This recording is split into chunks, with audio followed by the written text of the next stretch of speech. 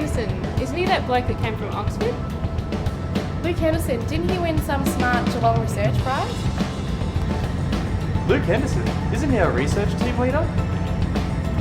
That's your work you should be doing.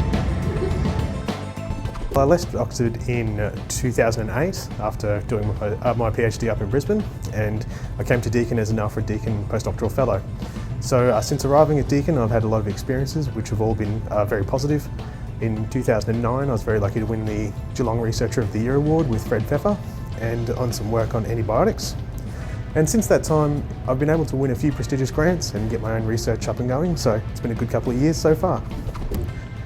Well, the benefit really of having the postdoctoral fellowship was that you're introduced to a lot of different areas of both chemistry, which is my area, and a lot of other areas within the university such as materials science, medical science and a vast array of others. So the way it really helped my career was not only to do some really good groundbreaking work, but to also get connections in other areas of science that have really led to some really productive collaborations.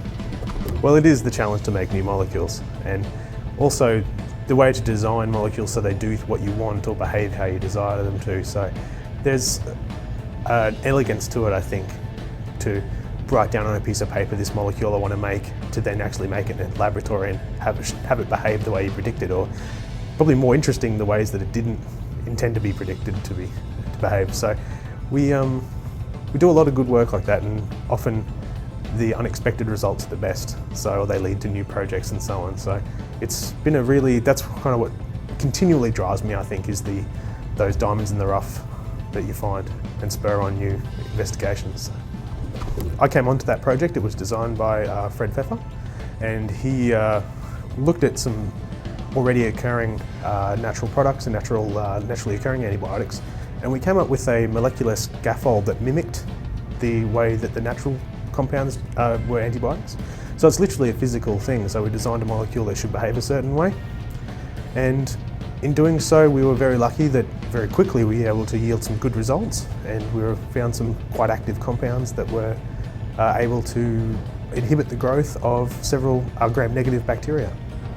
So this led on to a couple of other PhD projects now. We have a few other students working in that area, and it's been a very fruitful project of utmost importance, I think. So I was very lucky when I did my PhD. I had a supervisor who I could talk to and was always there supporting, and I was actually the only person in my research group, so it was quite a shock to come to bigger research groups and see how the dynamic was. But it's been a very good experience having both sides of that experience, having just me and also being part of a 20-person research team.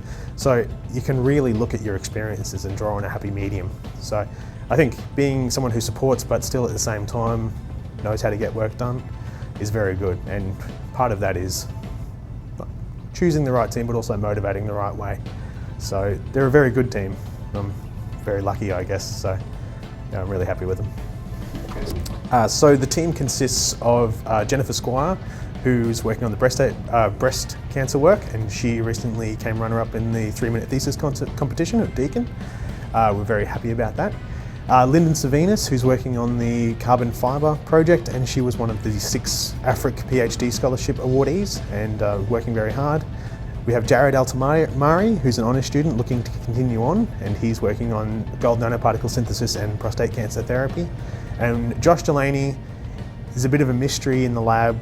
We don't have much idea what he does, as there's no awards to his name. So until that, we're not actually sure. We'll have to keep me posted, I guess. So.